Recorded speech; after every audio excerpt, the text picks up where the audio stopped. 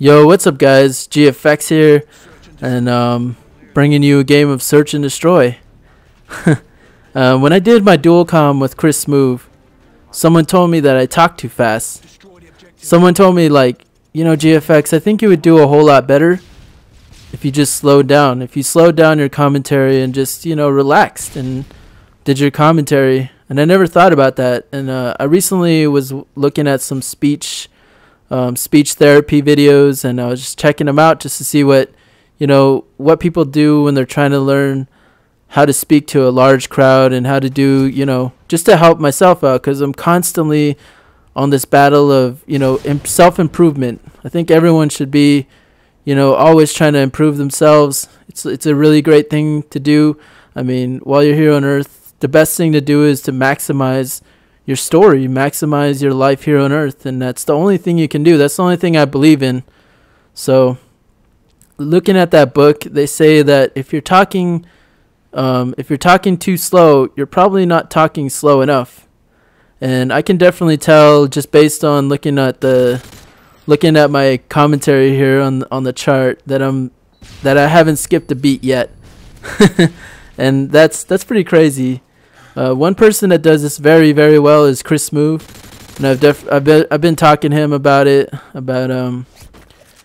just how he does it, and the reason why he does his commentary so well is because he's so engaged in the game, and I think that's something that I don't do, because I don't really care about the gameplay.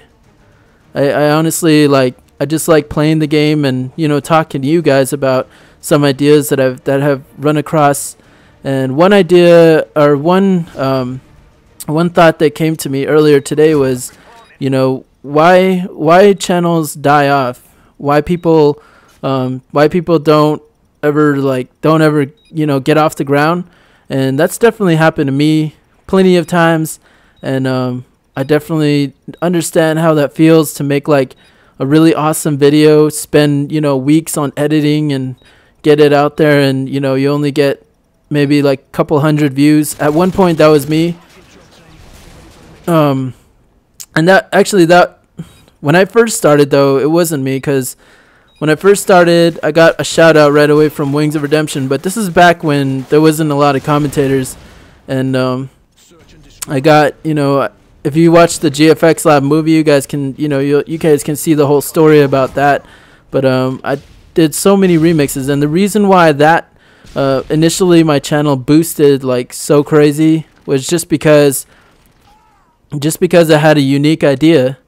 And I think that's the key, is just having a very unique channel, bringing something that somebody else can describe to another person. Like, take for instance Jay-Eazy's channel. If you think about Jay-Eazy's channel, he has a lot of catchphrases, and there's so many catchphrases that it's pretty much predictable, and people love just listening to him every day. People love his commentaries because there's nothing that is going to, he's not going to be unpredictable. He's not going to usually bring something that you're not used to from him. He's going to bring you Jay-Eazy, and he's going to bring you like all the catchphrases that he has. I have a few catchphrases that I've made, like, "God damn, girl, you got a fat ass." And that came from a random Minecraft episode where I said that about a cow. And it was like I think it was my second video ever from Minecraft. And it was back when I was making Snow World. It wasn't when I was in a Snow World. It was way before I deleted my channel. But that back then, I was just, I didn't know what I was doing. And a lot of times I don't know what I'm doing, especially when I make like intros and stuff like that. Sometimes I don't know if they're going to do well. But for me, like, if I make a video and I like the video myself, I don't worry about other people liking it or not liking it, because I think I did really well. And I never get too worried about what I'm putting out there, especially because I understand, what I like. And if I like it, then really I don't really care about, if somebody doesn't, because I know there will be people that are just like me who will probably like it. And I try and make sure that I appease to everyone. So, I'm constantly changing myself, constantly, making my content better, trying out different rendering settings, trying out different ways of speaking, trying just all kinds of things constantly. And a lot of times you guys might not even know, you might not even notice the changes, but they're definitely happening. If you heard like one of my earlier commentaries, I was definitely like afraid of everything. My first commentary was a quad commentary with Wings of Redemption, Kyle, and Woody, and you can hear like how nervous I was, and that was because that was the first time I've ever even talked on Skype. And I mean, it was like witchcraft to me. I was like, I don't even know what I'm doing. Am I pressing the button? Am I on?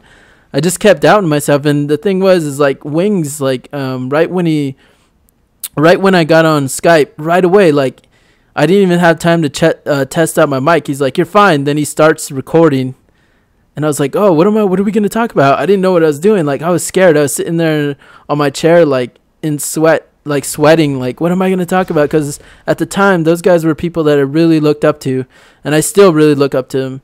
And I was just so nervous about it. And you know that happens when you make a new channel. When you make a new channel, you definitely get, you know, the heebie-jeebies out of it. And I haven't heard that in a long time. I wanted to use that today. I said, you know, that was a word I was like, man, I'm going to use that today, the heebie-jeebies. But I definitely, like, I was just nervous, and I didn't know what to say. And, you know, if you listen to the whole commentary, it's pretty funny. Another thing I wanted to talk to you guys about was bringing ideas to the table. And when I say that, I'm going to use another food analogy. A lot of my subscribers know I use this because I'm probably a fat ass. But I like using this analogy of a restaurant.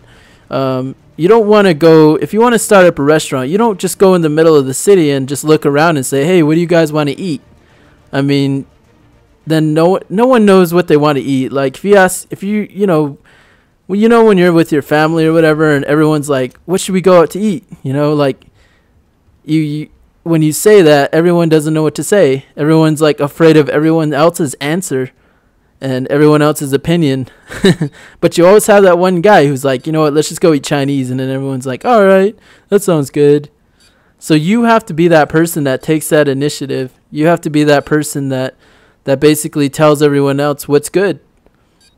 And it's better if you have an idea, and if you also are creative about it. If you come at people with ideas and you're not that creative about the way you do it, and you kind of do it the same as everyone else, you're not going to be as convincing as the person who brings a fresh idea or a fresh, you know, concept to the table. And with me, I brought remixes in the beginning with my channel. That was my special dish, as you would say if our channels are restaurants. My special dish was the remix. And I did a lot of remixes in the beginning, so I got a lot of attention right away.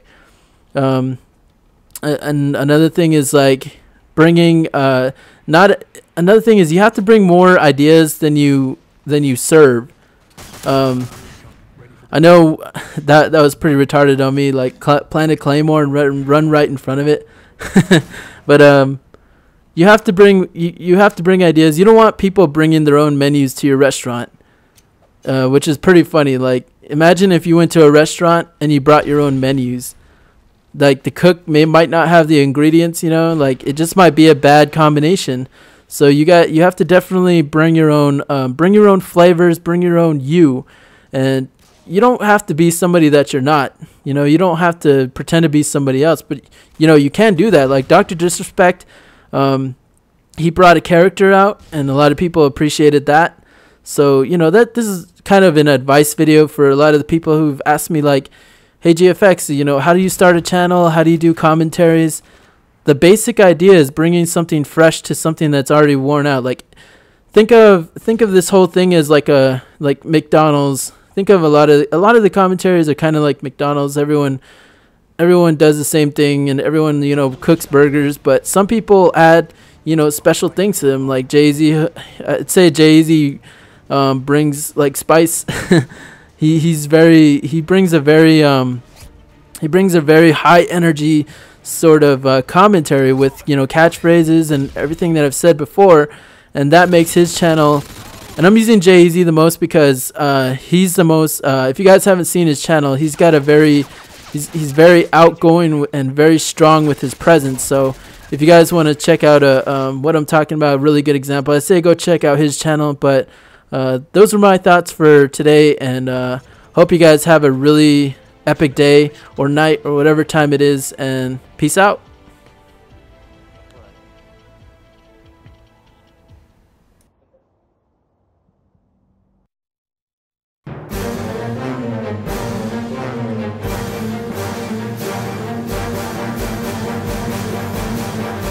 God damn, girl, you got a fat ass.